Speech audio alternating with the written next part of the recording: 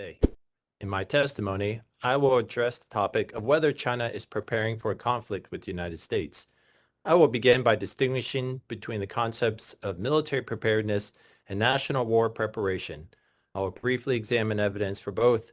I will discuss what sorts of indicators might reveal Chinese intentions to start war, and I will conclude with some recommendations. Although experts routinely claim that China is preparing for war, the evidence for such claims merits closer scrutiny. In evaluating the question, it is important to distinguish between the concepts of military preparedness and national war preparation.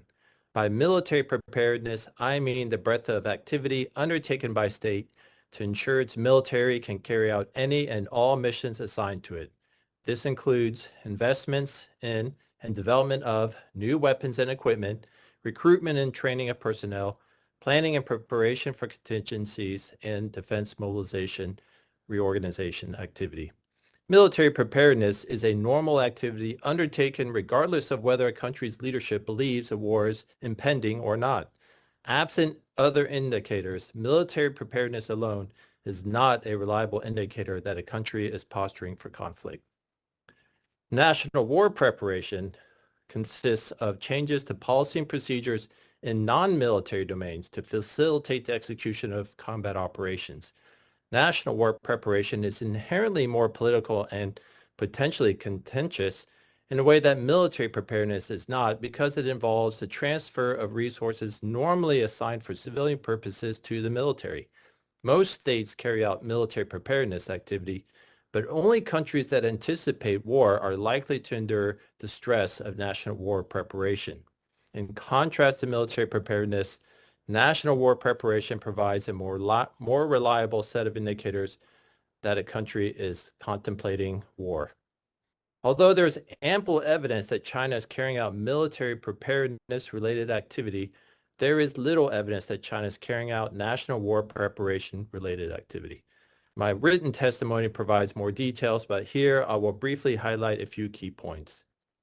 Politically, Xi Jinping has made no statement suggesting the entire nation must prepare for war or otherwise suggesting war is likely or at all desirable. In terms of industry and the economy, China's defense spending remains relatively modest at under 2% of GDP, although the actual amount is probably slightly underreported. China has carried out reforms to improve defense mobilization procedures and clarify roles and responsibilities, as we just heard. However, the system continues to face serious shortfalls, and the medical system has so far failed to establish capabilities for handling the sort of mass casualties that one would expect from war.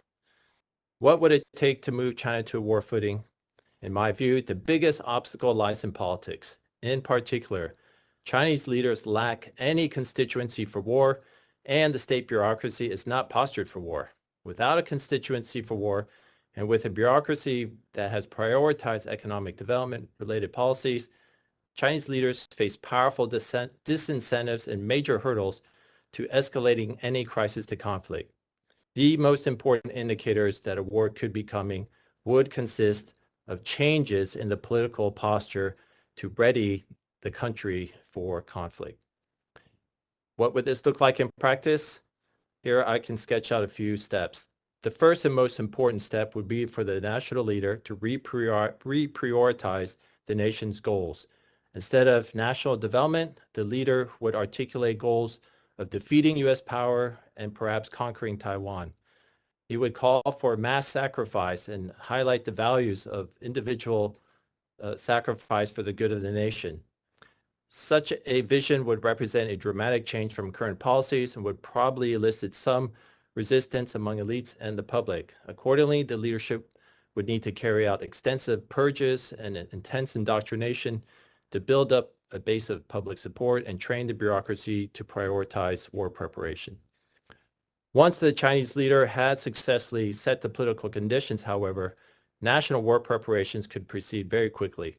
The bureaucracy would understand its job and could carry out national war preparations or even mobilization in all domains.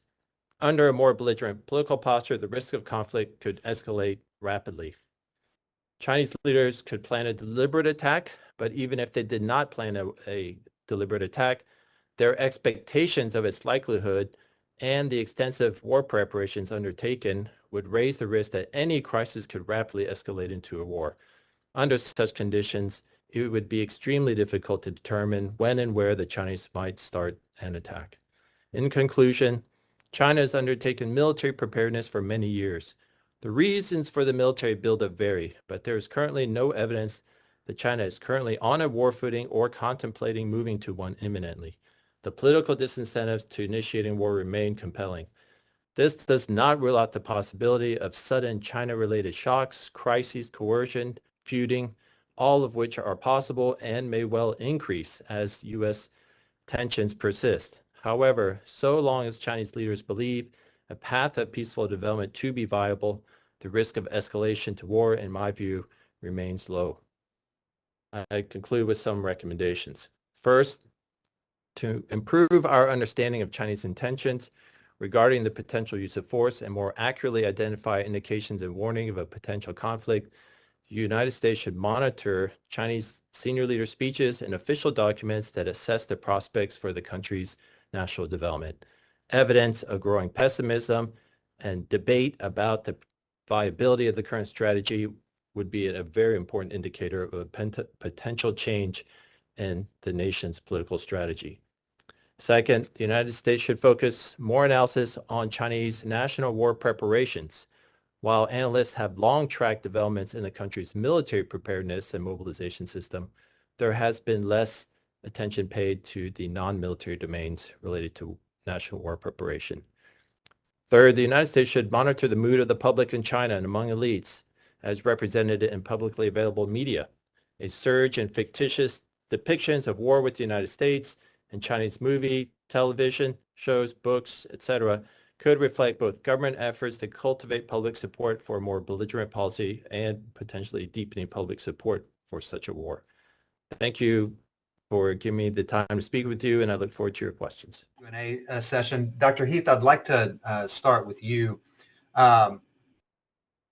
It sounds like from your prepared testimony that you would say that China's political preparedness for conflict is lagging behind its military preparedness for conflict. Is that an accurate description of the way you view this? Yes, and I would say that's probably true of many countries. There are many countries that direct ongoing military modernization and preparedness for conflict, even if they do not assess a conflict is imminent.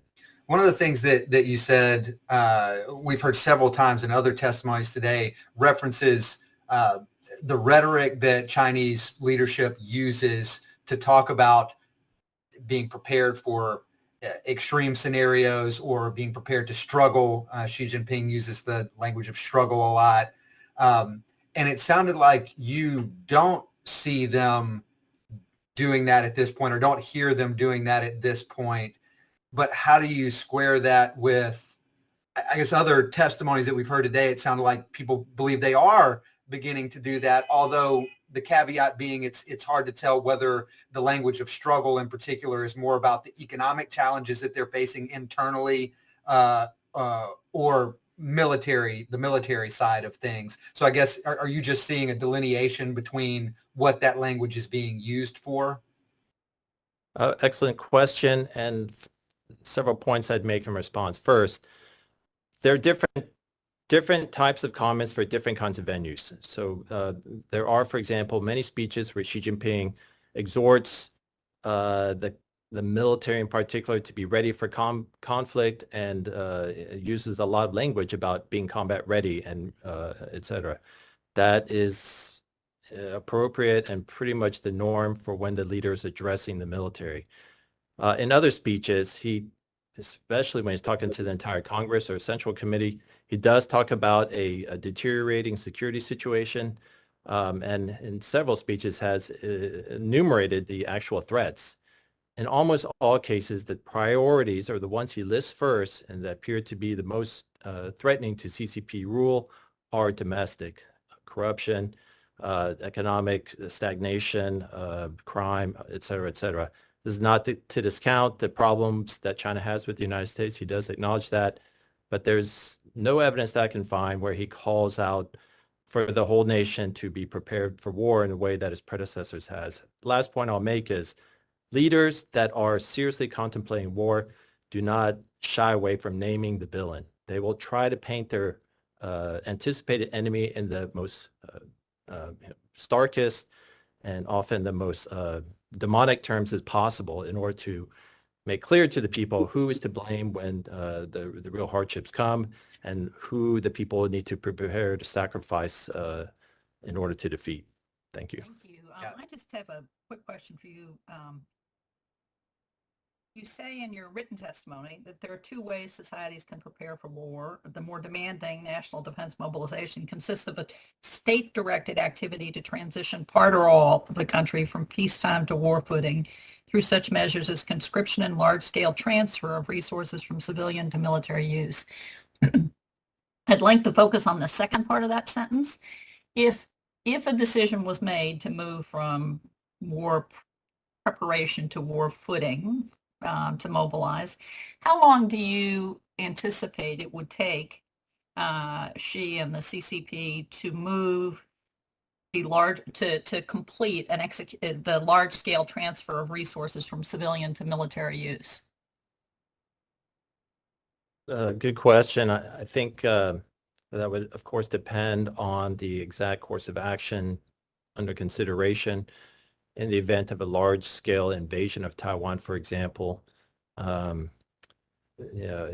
think my fellow panelist has actually probably a better position to answer the calculations put forward by the Chinese, but I would expect many months to assemble at least the fuel, the ammunition, the food, the supplies, the transportation networks, ships in particular. And coordinating all that is a massive job. So I would expect that to take, I would think, weeks and potentially months at least. However, I think actually the most difficult part would be the political mobilization, getting the people on board with this idea that the whole country should head into war.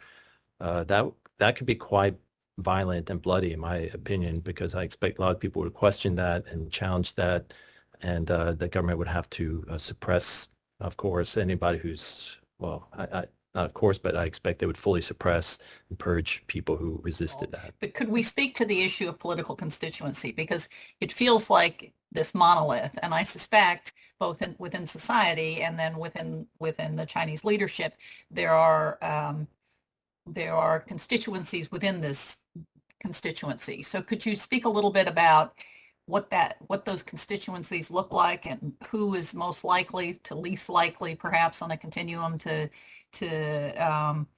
be supportive and get in line or vocalize opposition? Sure. I'll start with a caveat that data on public opinion in China is very difficult to get since it is an authoritarian state that controls all information. However, what few surveys we have gathered from Western scholars shows an extremely small level of support for armed conflict against Taiwan, which is their number one threat, at least as defined by the CCP, and virtually no support for the idea of war with the United States. This should not be too surprising given the fact that the U.S. military is regarded as the best, most powerful in the world, and the U.S. is armed to the teeth with nuclear missiles. It doesn't take a lot of imagination to consider that a war with the U.S. could end in total catastrophe for China. In terms of among elites, it is very hard to find. I have not found any faction or grouping that is pushing hard for China to start a war with the U.S. for any reason at all. On the contrary, there are huge numbers of cadres throughout the party-state bureaucracy that benefit from status quo policies, and I suspect would favor their continuation. These are people who profit through corruption or just simple oversight of business connections to ensure trade and investment, and they have a vested interest in the continuation of those policies. A lot of people, Chinese people, like people in America and every other country, including Russia, don't like war and want to just have a peaceful life and live comfortably. So they have a natural disinclination to support a leader who urges them to get involved in a war. And I'll just mention, as by way of comparison, the Russian leader Putin has struggled to involve the Russian people in his war and continues to rely on basically convicts and mercenaries to do most all of his fighting, because he knows if he tries, and he has not tried to seriously to mobilize all the Russian people for the war, he knows that the support for that is really low. And this is a leader who has been at war for decades, unlike the Chinese. Thank you. I know my time has run out, so Mr. Thorne, perhaps we can come back to you later.